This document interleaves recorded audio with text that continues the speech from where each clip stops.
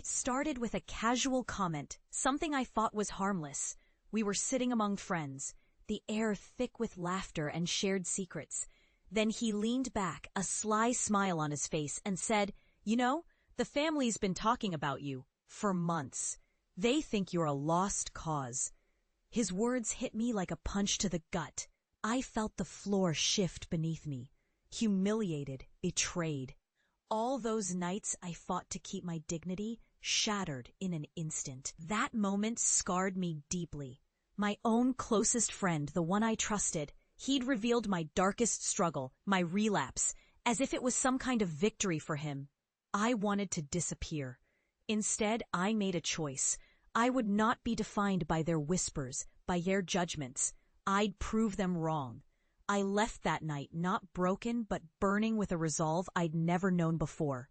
What followed was brutal. I faced the darkness I'd tried to hide, the shame that clawed at me. But I refused to let their words cage me. I fought harder, long hours of therapy, relentless discipline, and a brutal honesty with myself. Every setback, every tear, every moment I wanted to give in, I used as fuel. They saw me as a failure, a disgrace. I saw myself as a survivor, a warrior in the making. Years passed. I poured my pain into my work, into my growth. I built a life that was stronger, brighter, unbreakable.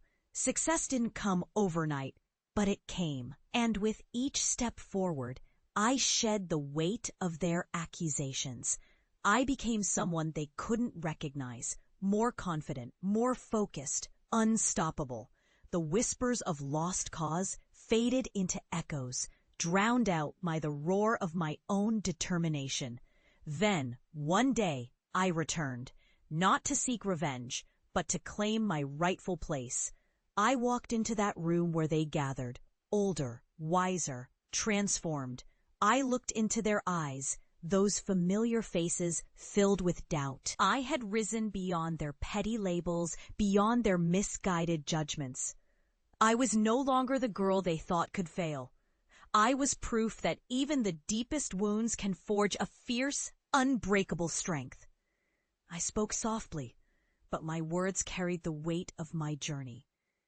"You called me a lost cause," I said, voice steady. "But I used your words as fire. I turned betrayal into my greatest catalyst. Now, I stand here not just to prove you wrong, but to show that no one's fate is sealed by others' whispers. You underestimated me, and I am here stronger, better, unshakable." Their silence was deafening. I saw the regret in their eyes. I had become what they thought I could never be, a testament to resilience, a symbol of victory born from despair.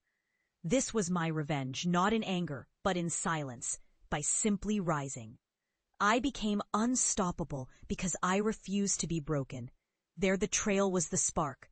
But my fire, it's what burned brighter than ever. And now I stand tall, knowing that nothing they said could ever define me, only my relentless pursuit of a better life.